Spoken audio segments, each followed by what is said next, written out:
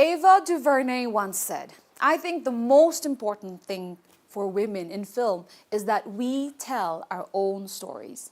Because when women tell their own stories, they shift the lens, the narrative, and the culture. Because representation behind the camera is just as powerful as in front of it." I'm 𝘀𝗶𝘁cie___, and welcome to Her Story, a show that honors the voices and journeys of women. We're coming to you from Home Basic Interiors. Our location partner, Home Basic Interiors, is a trendy store offering the latest furniture and stylish interior decor, perfect for transforming any space into a modern and elegant haven. I, the Song is a deeply personal and evocative film by 𝘀𝗶𝘁cie____ that explores identity, memory, and the emotional landscapes of womanhood. It invites us to look inward and question the roles we play and the truths we carry. Like in many parts of the world, Bhutan still sees few female filmmakers and even fewer stories with women at the center.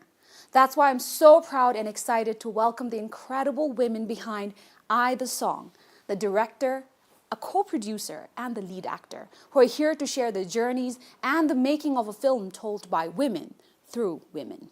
Thank you so much for joining me on Her Story, ladies. Welcome to Her Story. Let me first begin with 𝘀𝗶𝘁cie, because I think the film, the whole story, birthed inside of your brain, right? So please tell me, how did the story come about? So the story of I, the Song, I mean, it's like several different elements, but the main one is I, the Song is about a woman looking for her doppelganger, like her double. So if you take that main story, that is really based on two stories of two friends of mine. So the character of 𝘀𝗶𝘁 and the character of 𝘁𝗁 is based on these two different stories. So one friend is 𝘀𝗶𝘁, one friend is 𝘁𝗁, who had similar experiences to do with the recording of intimate moments. In 𝘀𝗀's case, the character 𝘀𝗀's case, it was not her, and that was exactly what happened to my friend as well. She was accused of being in a video, but it was not her. I was inspired by these two stories of both my friends, and just seeing how they both dealt with it, handled it, tried to move forward with it, and I felt that's where the doppelganger theme came also, that you know, this thing of a double and someone identical to you. And I think that was also a good, at least for me, a good addition, because it also gave it a more metaphysical feel. You know, it's not like this normal story of, oh, they look exactly alike, and in the end you find out like, oh, they're long lost twins, or you know, there's some explanation, because I didn't want that kind of story. Also, I wanted something a little more abstract, on a different level of them looking alike, and then also having this exploration of what this new digital thing age is doing to our society, to the victims, which are mostly women. Yes, everywhere it's mostly women, and just like in Bhutan, it's even accentuated. I think that. So that was the main inspiration for this film. This particular story took you how long? I had this idea to do this on the digital, recording the intimate things with these friends, and then also, you know, going back to this idea of a story and birthing it. It was also this story I read about a community in 𝘀𝗏𝗃 who were complaining that their song was stolen, and this was in one of our local articles, newspapers. I think that time it was Bhutan Observer, so this is long ago. So they had written a short story about the community wanting the song back. You know, so that idea I pulled from that. I mean, I have no connection to 𝘀𝗏𝗃 or anything, but just this. So it takes me, with most of my films, it takes me time to like brew ideas. So, you know, I had that story of the girls, of what these friends went through, but then maybe like I hadn't put it down on paper. Like I couldn't find the right angle or the right way to approach the story, because like I said, I didn't want it to be just this like drama where, okay, two girls look alike, they find the thing and then they resolve the case and all. I felt it needed something more. And then when I read this story, although they sound completely different, of course they're like completely not connected at all, I found some parallel between like stealing of sacred moments, sacred spaces, and what can we do with this. So then only after I read that and then had this other story, then when I started to like explore, can they really go together, these two things? That took me some time just to brew in my head before I actually started writing it. And then when I wrote it, I think it's always, for me, my process is the treatment first, like before the script. You know, just the story and getting it all down on paper. So that took me like, I would say like few months, 9 to, I don't know, when I started it and when I finished the treatment, took quite a few months. But then once I had the treatment, the script was much faster to write. And then over time, I think script also, you know, was revised over a few years actually. So it was a long time in development, the movie, the story.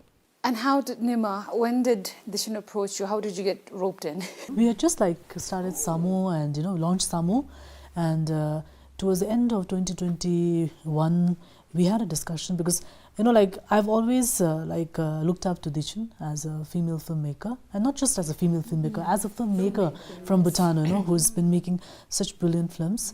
And I had watched like most of her short films. I'd watched 𝘀𝗶𝘁𝗵, and I really wanted to work with her. You know, so I was the one who actually wrote to her, asking her if she has any new projects that she's working on, and, you know, I would be interested to work with her, and that's how she came to 𝘀𝗵. You know, because, you know, Dishan is such a shy person. You really need to coax her to do things. You know? So she came in, and I remember we had this conversation about 𝘀𝗶𝘁𝗵, the song, and she just had like, I think like one like a blurb on it. Like yeah, she had it, and but then she narrated, you know, the story and how she wants to approach it, and it's like, it was so beautiful. And at the same time, like I've, you know, like I didn't have to really ask too much from Dishan, because I felt like, you know, as a filmmaker, she has a way and a knack of approaching stories in her own way, which she's very brilliant doing that in her way. And for us, it was, you know, an opportunity to work with 𝘀𝗫𝗺. And secondly, I think at 𝘀𝗵, we really wanted to make films that goes beyond Bhutan, you know, and I felt that working with 𝘀𝗫𝗺, very honestly, it was also strategically, like for us, it's an opportunity for us, you know, to take what we can produce, you know, outside of Bhutan. So that's how it happened. So I'm the one who reached out to her. I mean, it's very evident from the way you're calling her 𝘀𝗫𝗺, because to you, she is an inspiration, someone you adore, and it's very evident here. Was it 𝘀𝗫𝗺 or the script that got you roped in? Number one, it was Dishan herself.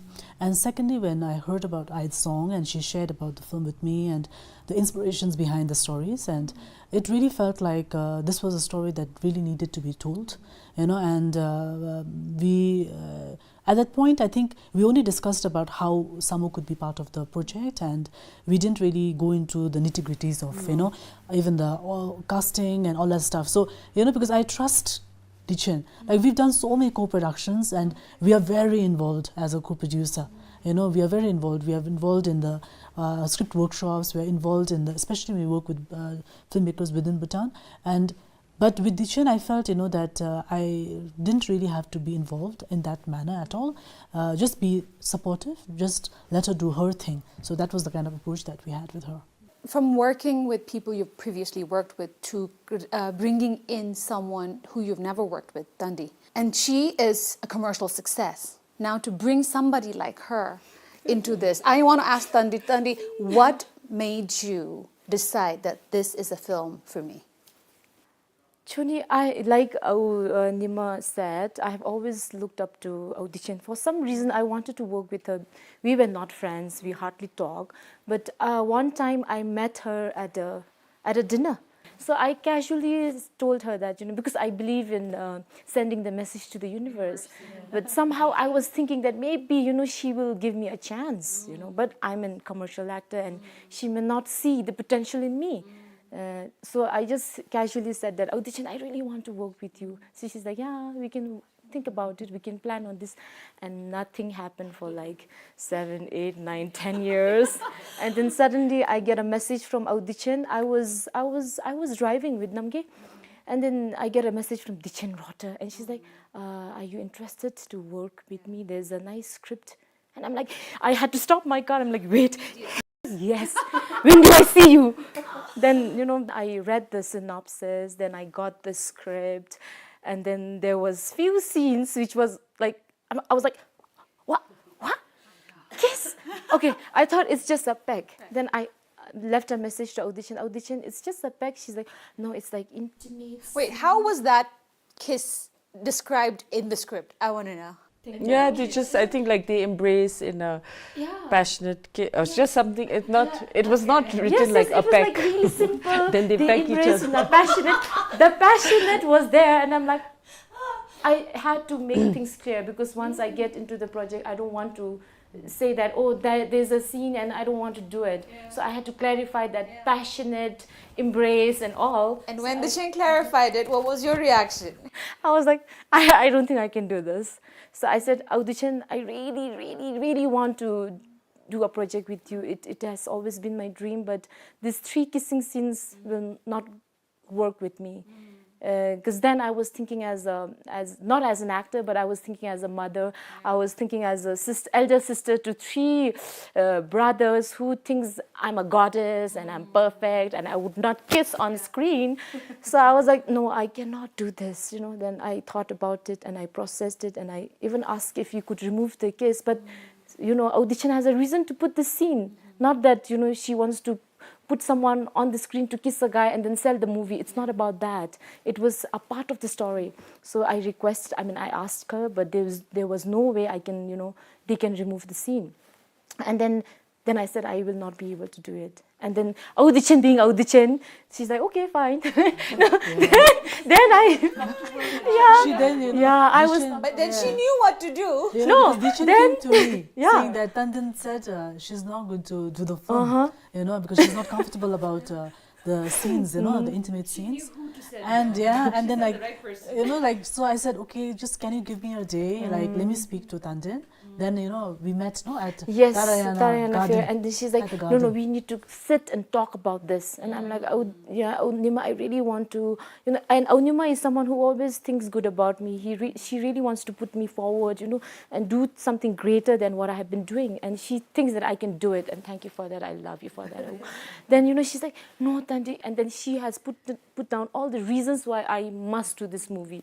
But then again, in the back of my mind, I'm like, is there any way we can remove scenes, that 3 kissing scenes? And she's like, no, we can't do this, but you have to be the torchbearer, you have to do this. For how, she was asking me, how many feature films you have done locally? I said, more than 40 films for the last 15 years. And she's like, you're going to stay here for the rest of your life? You don't want to go beyond borders? Why are you thinking about this kissing scene? It's all about... And then Dichan added on, later on, she said, when you can be the villain in the movie, killing 30 people in 3 hours of film, why can't you show love? Wow. And I got a better perspective about love, about kiss. The kiss which I thought was like a little dirty, sorry, because we were brought up like that. When we were watching television with our parents, if there's a kissing scene, either you would be, picking up something or, changing your channel. It was like that, and I have never seen my mother and my parents hug and take a picture. So it was weird for me to do really actually kiss a guy on screen and make it look like real, that I'm in love with that guy. So it was not easy for me to do that. I would like to hear from you. What was going on behind your mind when Tandi and Nima communicated to you that Tandi wants to get this I think, of course, I really wanted Tandem to do the part. And actually, just to backtrack a bit also, how I cast her, because I had seen her in so many films in the past, and like she reminded me, I forgot about us meeting that time also. But I never thought, yeah, I used that picture. I never thought of her for this role, because in all the films I had seen of her, I mean, she's beautiful, but that's all she was, a beautiful girl in the movie. And I needed something much more, like with a lot more, more than just being beautiful, and that's all I had actually seen of her. So actually it's a nice circle, because then when 𝘀𝗵𝗵 came out, the OTT, they were also giving projects, small feature film commissions to different people, and Tandin, like you mentioned, was directed her own film with 𝘀𝗵𝗵. And I'm quite an active like 𝘀𝗵𝗵 subscriber. I try to watch a lot of things. So I watched that film. And then only when I saw, okay, someone like Tandin, who's so big, she's so beautiful, she's loved by everyone. She's in all these kind of films where she's mostly doing the same thing, actually wants to make this kind of film. You know, because if you watch her feature film that she wrote and directed herself and acted in, it's like such a different film from anything she's, you know, been in. And it's such a simple but nuanced story, you know, a woman trying to have a baby. Like that's the plot. So to see her, to see someone like Tandin, who's been working in so many films, when she gets a chance to do something that she wants to do, and to see that this is what she does, like such a simple story with a very more complex character, and you know, the simplicity, but also adding the complexity through the dialogue, through the situations, and to see her being so sensitive actually to two different kind of stories, two different kind of characters. Then when I watched that, then I called her if she would like to be in the thing. So none of her other works. So it wasn't really her knack in acting, her talent in acting that convinced you. No, it was that film's acting. Ah, it was her direction, but also... And then to see that she wants to do this kind of film, she's interested, she's sensitive to it, and that she directed, wrote, and acted in it. So that film was the only one that convinced me. Because other than that, I just saw her as this beautiful woman who's very popular with the audiences, but I'm not making that kind of film that I need that, no? It's not a sensationalist film like, oh, I'm going to get the most popular actress so that it does the best. That's not at all the film I was making. I needed the best person to play this character. And when I saw that, her film, her own film, then only I was like, okay, she can do this. Thank you for letting me do a glimmer of hope. Because of glimmer of hope, I got the role. Thank you so much. Yeah. Nima is actually the person who convinced you not to give up on Tandi, even after she put it. Yeah, she was kind of like our mediator, negotiator, yes. you know, because she asked me, and then she was trying to find like a common thing. And I think also Nimazam suggested to Tandi and then told me that because of this kissing scenes, when we release it in Bhutan, can she see it first and either approve or, you know, say that she's not comfortable? And I was okay with that also. So I was okay. So she was like our negotiator. And I wanted to ask Nima, did you have the same kind of involvement when it comes to the casting of other roles? Like what 𝘀𝗵𝗵 mentioned, I had seen her different side of Tandi. When I started working with 𝘀𝗵𝗵 and then we met, you know. So I really realized that she was like yearning, you know, to work on an exciting project. And I felt like she had the kind of discipline actually as an actor. And she was also the kind of actor who's like, you know, really looking to challenge herself all the time. So I really felt that the Metto and Nima, you know, if there is somebody from Bhutan who could carry it off, it definitely is Tandi. I had that feeling. Now when it came to the other cast, you know, nothing. We didn't discuss at all. How difficult was it to do these roles of Nima and Metto? It was really difficult. It was really difficult. First, because I was working with 𝘀𝗵𝗵, I had to prove to her, because she wasn't doubting my ability, but then I had to prove to her that how good I am, how professional I am, how far I can go, and also to prove to myself that how much I can do, how much was too much for me. So that's why I was like testing myself and to do it to the core of the character, to justify the character. So it was really difficult because the different characters that I have done before as a twin sister or as a similar face 𝘀𝗵 was totally different from I, the song. It was like really different.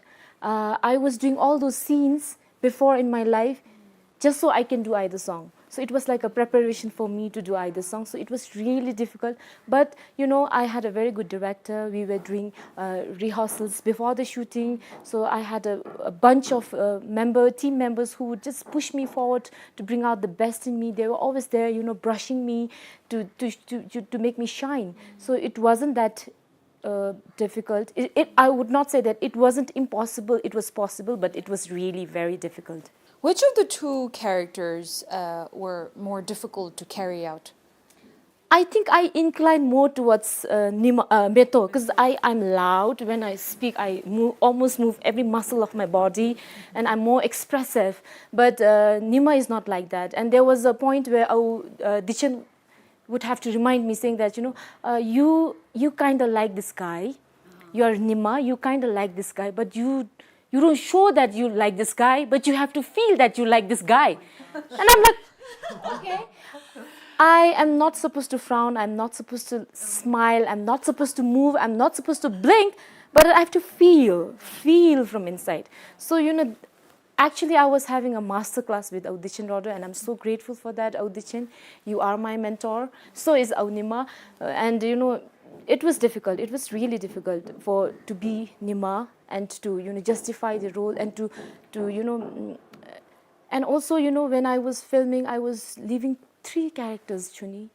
When I was on the set, I was 𝘀𝗵. When I'm in my hotel room, I was 𝘀𝗁.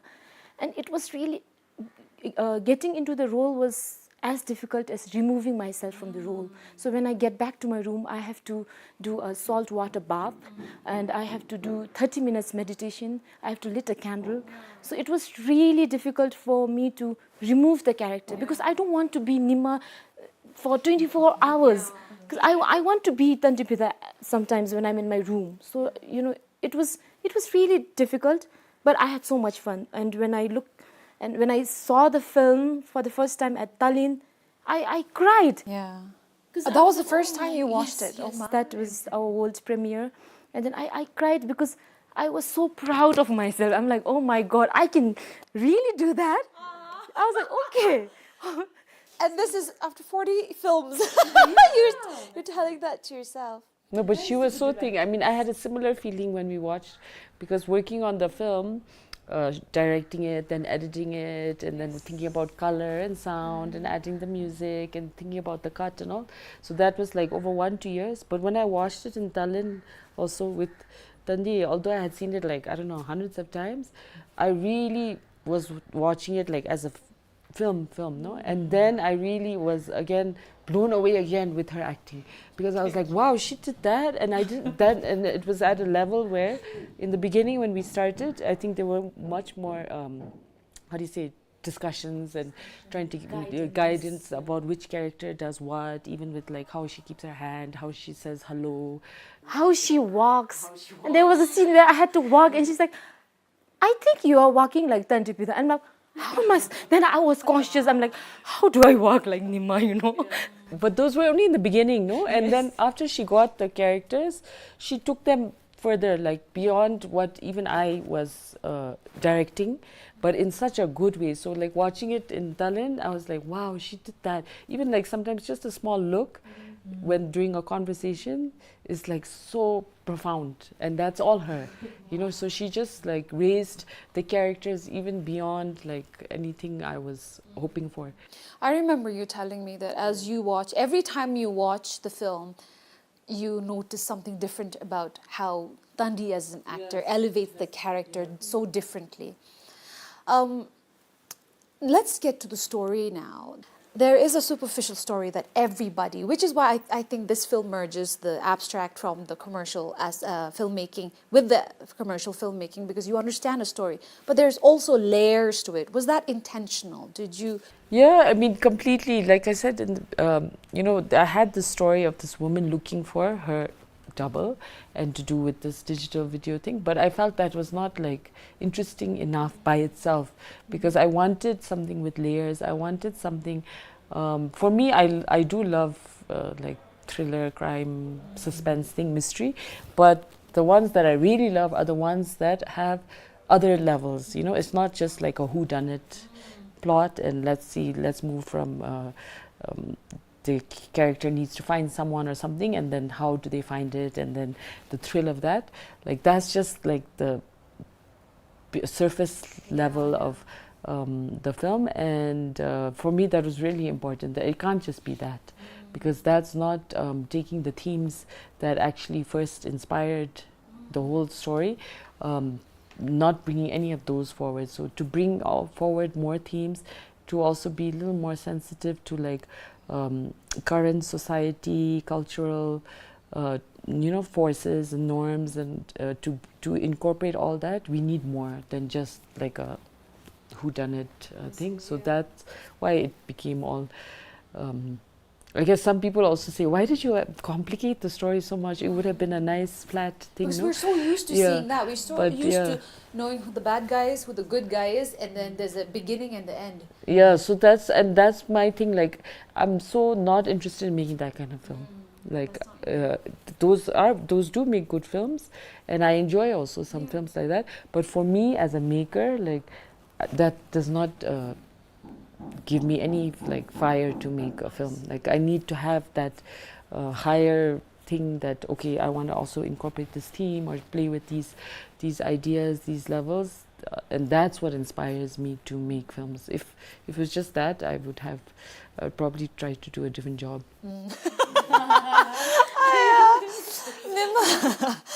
𝘁𝗻, what, according to you, has been the most rewarding part about being a part of the film? Definitely, I think getting an opportunity to, you know, work with 𝘀𝗁, and also like seeing Thandi, you know, like really blossom in the film. And you know, when I was attending the National Film Awards this year, normally when I go to this film awards, you know, I really don't have much expectations, even if we have put like, because then at the end of the day the jury decides. But this time, you know, I had this conversation with 𝘀𝗁 and I was telling her, you know, that if Thandi does not win the best lead, I'm going to write an official complaint. You know what? Because I really felt that she had given so much, you know, of herself to the film, and so I really felt that I think a sense of a lot of pride. I mean, from the kind of work that she was able to do in the film, and also the fact, you know, that working with 𝘀𝗁, like, it's a little different than working with others, you know. So I didn't have to worry about, like, you know, timelines and all, because we had a clear understanding that the film will take its own time, you know, and we didn't really want to push her with that, and I really left it up to her judgment, you know, and about the kind of festivals that she wants to put the film, submit the film to, the timelines that she wants to complete the film in. So and at the end, you know, when we watched the first, I think that was before you finalized the film, right? The first at Samoa, when we watched the film, and we were like blown away with the kind of work that she had done. Not that we expect anything less of her, you know, but still I felt that even as a filmmaker, like since Honey Giver and now, you know, like the kind of growth that she's also has in the, if you see the film now in with, let's say, especially with Either Song, I feel like even she has grown so much as a director. And I also felt that I think for me the deepest sense of achievement actually came from the fact that the three of us got to work together and put out something really good out there, and a work that we all can be very proud of. So, and I genuinely felt a lot of happiness, and I think that kind of happiness, you know, you cannot put a price on it. So, Sure, yeah. And how often that women in their leading women in your respective field of work get to come together and bring out something so big. Thandi, how has the experience of working with a female director been for you? Because you worked with mostly male directors, so how has this experience been different? It was different. Yes, it was different. It was magical, it was special. And above all, what I learned from this experience is when good feminine energy come together as a force to achieve a goal, when the competition is not within, when the competition is to achieve something and we are forced, the force are come together, we can do the unachievable. This is what I learned from working with these two wonderful women. So this is something really different. Besides all the nitty-gritty thing that she would be very sensitive about, she would put me in a very good hotel. She would make sure that I was fed well. She would make sure that I was comfortable with each and every scene. So this was always there. This was, yes, it was always there, because she was mindful of how I was feeling on the set, if I was comfortable with some scenes, if I was okay with removing my 𝘂𝗶𝘁 and wearing my underwear and going in the water. So this was there. Like never seen before. She would always make sure that I was okay doing that. And she was mindful of that. She was very sensitive. So this was always there. I did not expect that. But it was always there. Besides that, when I step back and look at the bigger perspective of what we have done, I feel like when the feminine energy joined together and when the energy is not conflicting between each other, and when energy comes together as a big ball to achieve something bigger, it's magical. It's like unstoppable. Yeah, it's unstoppable. Let's talk about the controversies that came when this film won basically not won, I should say swept the awards from the National Film Award. There were so many complaints saying, how did this film win before it even got premiered? I think it's always been allowed to submit films that have not been released. Like that's always been one of the regulations, not one of the regulations, so you can submit a film for consideration in these awards, even if it's not been released. But I think because our film won so many more than anyone was expecting, even than we were expecting, then people noticed this. So it was actually, has always been fine that, you can always submit a film before release, because it's not it's not a first time, and it's not, I think what has really made people upset and confused people, and this is also something that we just have to continue to create awareness on, is this is not a public choice audience award. Exactly. Because that was where they were basing their thing, like, oh, we loved this film so much more, this film was where we loved, the audience loved this film, and it was always full house, how can it not win the award?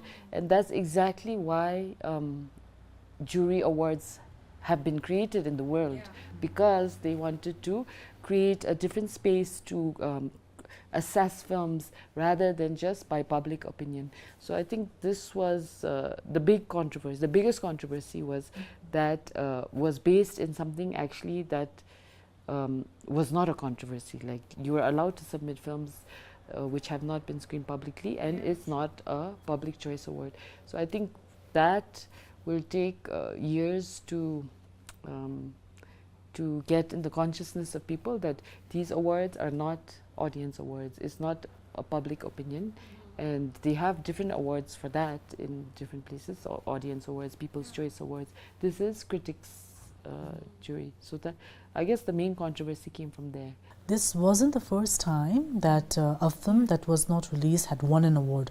In the past also, I think National Film Awards have gone to films without screening. But I think the reason most audiences were confused was because it was not properly explained to them that, for example, when we are announcing the awards, that the eligibility criteria for the films is the films don't require screenings in theatres in Bhutan.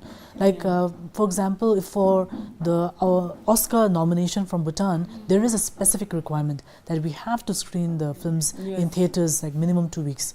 But for the national awards, it's not a requirement. This is a line said by, again, a very popular filmmaker in Hollywood. It's that if 1 million people see my movie, I hope they see 1 million different movies. That sounds like a very challenging job for the director or the scriptwriter and the actor too. What message do you want people to take away from? And this, I'm going to come all the way across here. What message do you want your viewers, your audience, to take from the film? I think similar in the sense that I really like it. I mean, I really strive to make films where there can be different interpretations of as to how the character changes or what happens as to the resolution or the thing.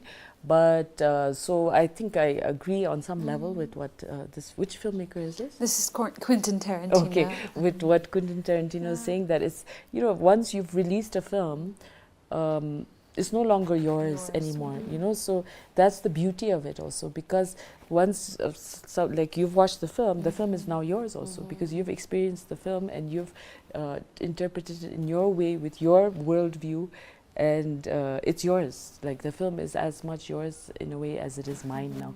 So for me, on that level, I agree, because it's like it's released, it's done, and it is really nice also, you know, when we show the film and then later talk about it, like the few Q&As I've attended with my film, and then just to hear some of the audience interpretations about what happened to 𝘀𝗵, or why Nima did this, or what was her motivation here.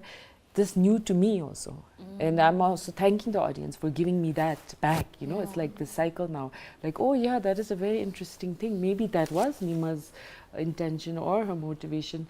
So that really works for me as far as having different interpretations, messages. But I do hope that on some level, either song, and especially in Bhutan, also has sort of this impact on some level, not necessarily in this very didactic way, like you should know this, but in just exposing a little bit, or exposing to a certain point how devastating something like a video or a theft of a thing can be on the victim. Moment, Like that is one thing I hope makes some impact on audiences on some level as well, because that's also a very important part.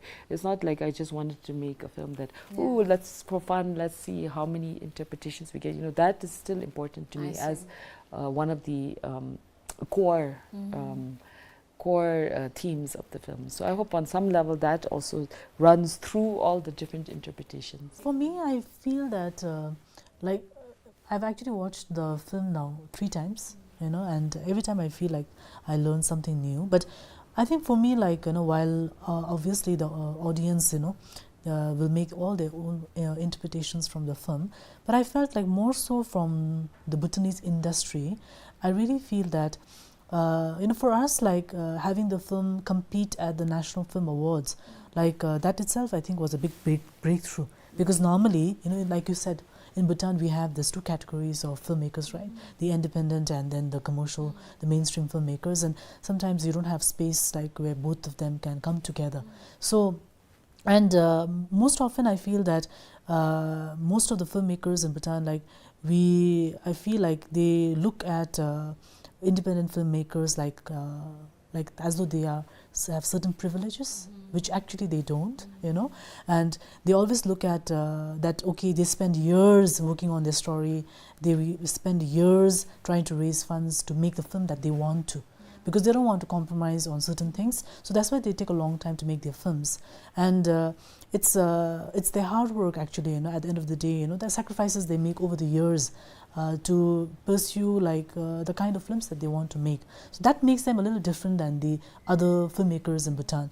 And I feel like we need to, as the industry, we need to have a greater appreciation for that, you know. And we also need to feel that at the end of the day, you know, it doesn't matter the kind of story the director wants to tell, in what form and in what way, but good cinema matters, you know. And in Bhutan, I think we do have like potential, that we have filmmakers who have the potential to make good cinema, not just in the independent space, but also, you know, even in the mainstream. But most often, like, we rush to make things, you know. So I feel that if you take your time, and through either song, I really wish, you know, that the filmmakers, you know, that are in Bhutan, they also look at people like 𝘀𝗶𝘁𝗵 a little more differently. I always feel that the mainstream filmmakers feel that they are privileged, the independent filmmakers, and they sometimes feel that why should they be included in the competition, because our films cannot compete with theirs because theirs at a different level, like in terms of story, in terms of technical or the aesthetics of the filmmaking, because the more money has been put into that project. But they don't understand how did someone like 𝘀𝘁cie work on this and raise the funds required to make a film that way. And every filmmaker in Bhutan actually has that space, right? So I do hope that with either song, mainstream filmmakers and others also who are working in the industry, they take the time to at least go and watch the film, and they look at, okay, how can we create, even our commercial cinema, we take the level a little higher, like not just settle for mediocre work and think, we are good enough, but we take our level a little higher and appreciate the good work that people around you are doing. So I just hope, for me, it's more about the industry. I hope that's something that they take away from the film. Thandi? For me, it's the same. I think more about my industry, because I feel like I have grown up in this industry for the last 15 years. I have gotten married. I have given birth. I got a divorce. I got quite a lot of awards. So I've grown up in this industry. So I really want my industry to grow. So I feel like either song would be an example. When we were asked to watch good films, we were always referred to Japanese movies and all the great filmmakers in the history. But now we have 𝘀𝘁cie hiểu𝗴's film. You can just go and see her film. It's not because I am the actor there. Please do not look at me, but then you have to look at me, because it's like 155 minutes I'm there on screen. So sorry, you have to look at me, but ignore me and just see how she's doing her work. So that would be a masterclass for you. That would be a reference for you to make good cinema. And besides that, I feel like I hope my co-actors, the upcoming actresses and actors could see that as a benchmark to do a good job in the future. So that is how we can, come together and make a difference and see our industry evolve. And I really wish that before I step down from this industry, I'm not going to step down anytime soon, though. Don't get too excited. Don't get too excited. But before I do that, I really want our industry to grow like how we are growing. I've seen myself grow and evolve, but the industry is still the same. It's okay, there's a change in the size of the camera, and the story has changed a little bit, but that's that. Yeah, and I feel like we Bhutanese are so intelligent, so smart, so creative. You don't even have to go to a proper school to do a film. You are very, very talented. It's just that you have to expand your wings and, try to seek refuge from the people around you. Don't think that you are on the top of the world. Don't think that you are the best. When you let down your guard, there are people who are willing to help you. And if you come together as a team, and if there's no competition within, but if the competition is to achieve something, magic will happen. So this is the lesson. If they can take this home, reflect on it, meditate on it, we can really do something about our creative industry more. This is what I feel. Well, thank you so much, you guys. I want to come back now to the first question I asked about the intimate scenes. Now that it is out there for the whole country, the whole world to watch, what was the response from your brother and your child that you initially worried about? When it comes to my brother, on one of the interviews which I did in one of the festivals, I don't know which festival, because I have been going to all the festivals, So I don't remember which festival, but yeah, I think it was in Fribourg, I don't know. And he asked me, so I said I'm the only one who did scenes like that. It looks very subtle and very simple, but it's been happening for the first time in the history of Bhutanese cinema. And I'm not sure whether my fans, my supporters, my family are ready to see me that way. Because I have fans from, 𝘀𝘁cie. I have fans who just, look up to me and think that I'm the goddess. And I don't know if they're ready to see me like that. But, what I said, when I was having this conversation, I also talked a little bit about how my brother, look up to me. And then somehow this interview went around, and then we have a group chat, family group chat. So my youngest brother sends me this link in the group chat. So I presume that they must have watched it, and this must be the sign that it's okay. So I don't know, I don't know. But my brothers are very positive about whatever I decide. In all honesty, do you regret doing that scene? No, I don't. Like I said, this is a message to all the women who overthink little things in their lives and think, oh, the society, oh, my husband, oh, my child, oh, my uncle, aunt, whatever. So this is from your favorite 𝘀𝗵𝗺.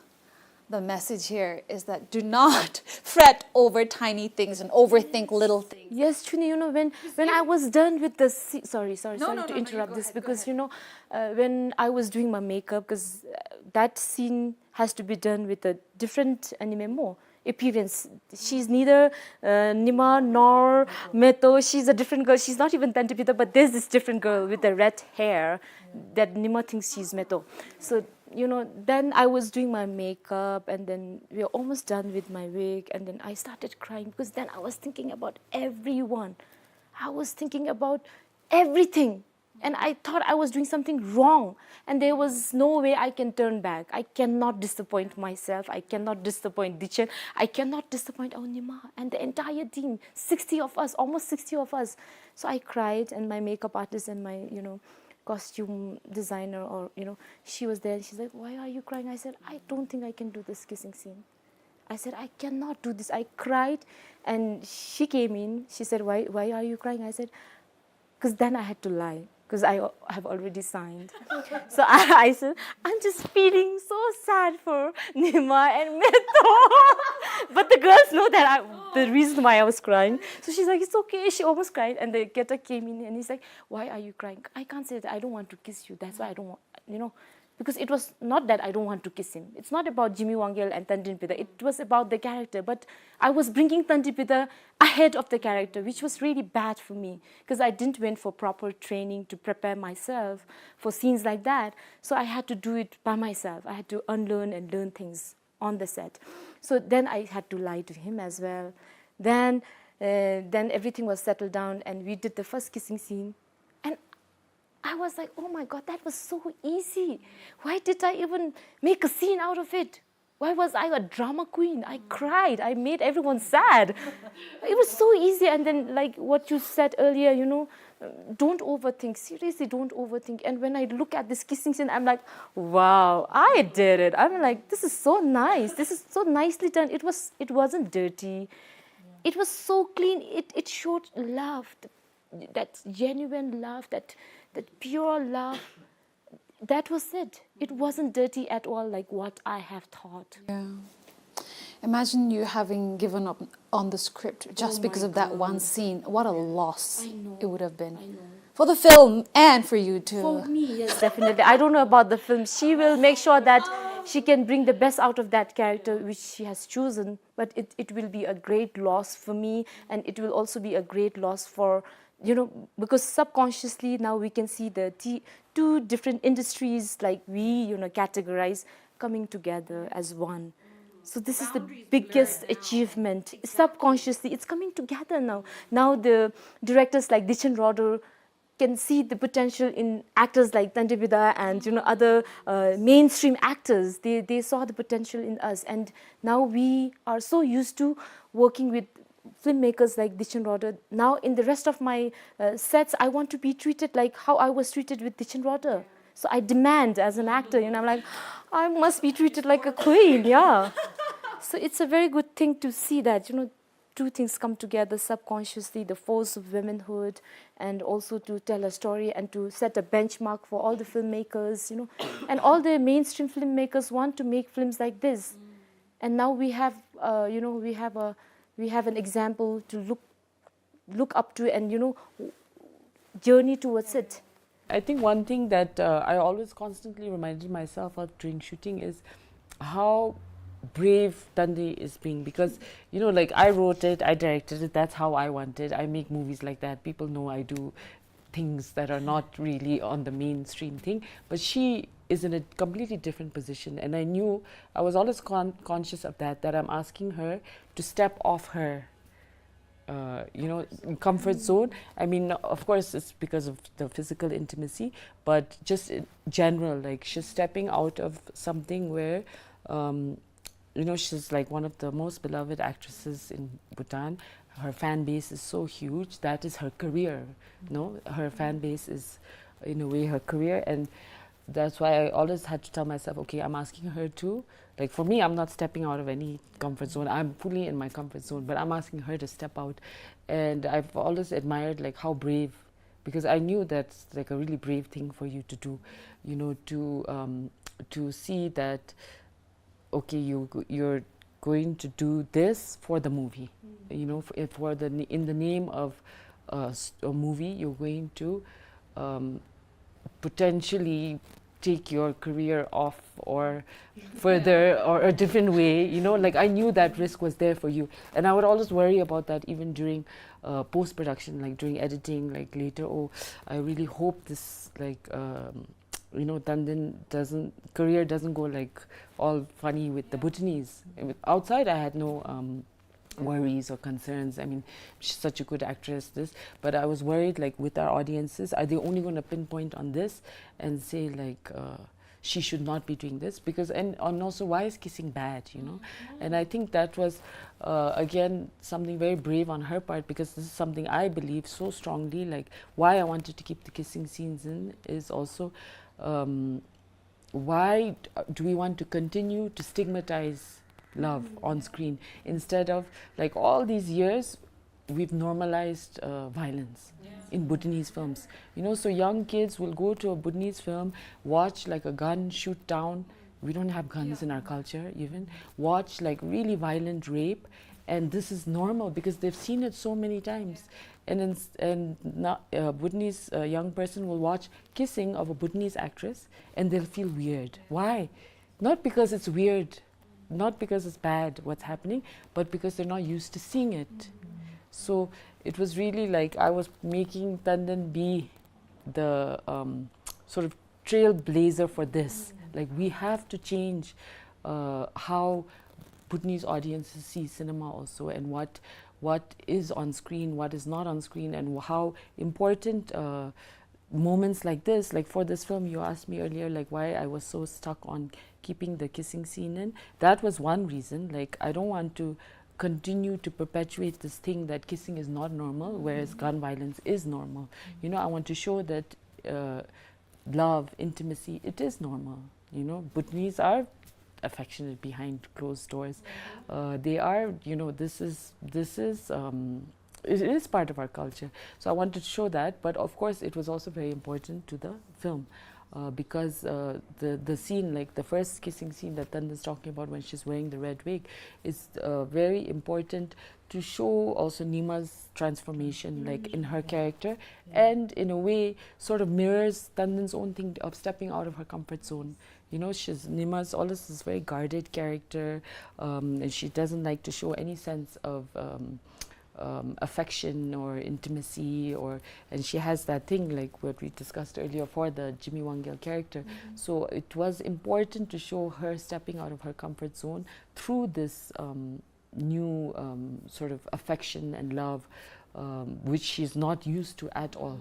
So it's actually part of her character transformation also. So that was a very important scene, and that's why I didn't want to remove it. And then on the other side, I thought also because of this, because we need to be, even if we're the first film that does it, we need to start like having this conversation that kissing is okay.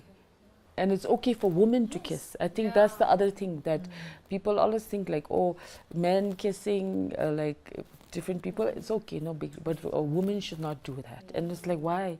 And even now, I can say after showing it in cinema for like 3 weeks almost, and because we've been down there every day, so we do hear audience kissing. And you know, it's really sad because some young people, like young girls, they're like saying, oh, maybe they shouldn't have kissing in Bhutanese movies. And then they're only talking about women kissing. So it's like, what have we done to our society to create this consciousness, even in young women now, that it's wrong to show kissing, for a woman to be affectionate? you know, but for men it's okay, it doesn't matter, it's just part of our narrative. But when a woman does it, is it right? You know, so it's like really sad, but I guess that makes the film all the more important, because we need to start like changing the consciousness of our society, of our young women, of our thing, and where you need to be, where you need to draw the line. I mean, again, that's the whole thing about this video recording and all, and where you need to start recognizing when do women become victims and when are they just expressing their own freedoms, you know. So this is like another important part. But anyway, just going back to 𝘀𝘆's, been grateful for Tandem's bravery in taking on this, because I knew how much she had to lose, and how much, like I was in a completely different position. I had nothing to lose. No, I did not lose anything. The perception of, there was a perception that you could lose 𝘀𝗵𝐵. Yeah. Oh yeah, you're right though. I'm a better person now. I think when we were talking about releasing the film here in Bhutan, 𝘀𝗁 was very worried about how the audience is going to react to Tandem's like new, you know, the way she is in the film. And I think like when we watched the film together also, you know, there were a lot of people from our own industry also who watched, as well as there were audiences of different age groups. And one of the few things that they came up to us and to spoke about was that actually after watching the film, their respect for Tande as an actor, you know, it just increased. You know, so they looked at it like as an actor, like, you know, what she was able to do it on screen. And if you look, and I felt that probably to have intimate scenes filmed in this film with a director like 𝘀𝗁, and also like, you know, on the camera we had a female. So that made all the difference also, because the way the intimate scenes are filmed, if you look at it, you know, it just looks almost very poetic, you know, and very beautiful. Whereas if it was filmed by anybody else without that kind of sensitivities, probably it would have looked different, you know, and felt different. And also, like, you know, just wanted to, like, you know, also share that when we decided, like, when we're looking at how to promote the film in Bhutan, just see, like, I have seen in Bhutan sometimes, you know, people use women to promote their films, like whether it is in a very like doing this very provocative dance moves and showcasing that in order to attract audiences. And you know, we had, if we really wanted to do it that way, all we needed to do was show one of the kissing scenes, and you know, probably there would be a lot of people, you know, be interested to watch the film. But then, you know, in none of the promos we used the intimate scenes. We were very conscious of it, and we wanted like everything, like for example, right from how the film, like promotional videos, also like 𝘀𝗁, you know, she made all the teasers and everything herself, and we were very conscious, no? Even like one of the posters also. So there was one poster that has like, we've watched the film. Do you know the scene where they released the poster, Taiwan Film Festival? Taiwan, no, because internationally, you know, they choose and release. They use the photo still. So you know that still, like, there is this on the they're wrapped up in like a fabric, like a net kind of fabric, like mosquito net. This is such a beautiful scene, you know, of the two of them. And one of the posters we had was that, but 𝘀𝗁 also was not very sure whether Tandi would be comfortable or not, and I shared the poster with Tandi. We discussed about it, and she was also not very comfortable. So we decided not to use it as a main poster for promotions, you know, because we didn't want to give the wrong idea to people. I want all three of you to know that as someone who's watched the film, you need to be very proud of what you have given the country. And more so because you're women, you've represented and you've done such a beautiful job of voicing out for women without claiming it to be a women's film. And I love that about the film. Also, congratulations on all the awards that you won inside the country, but also outside there. You have taken Bhutan and Bhutanese films out to international festivals and shown them a glimpse of how Bhutanese women share the same struggles as women outside. And in that also making the whole viewers and audience realize that the fight for women or gender equality is not outdated in any country. It's a fight that is ongoing in America, a first world country like that, and also a fight that is going on in a country like ours. So thank you so much. I hope you all pat yourselves on the back and take pride in the work that you have put out for us to watch. Thank you so much for your time too.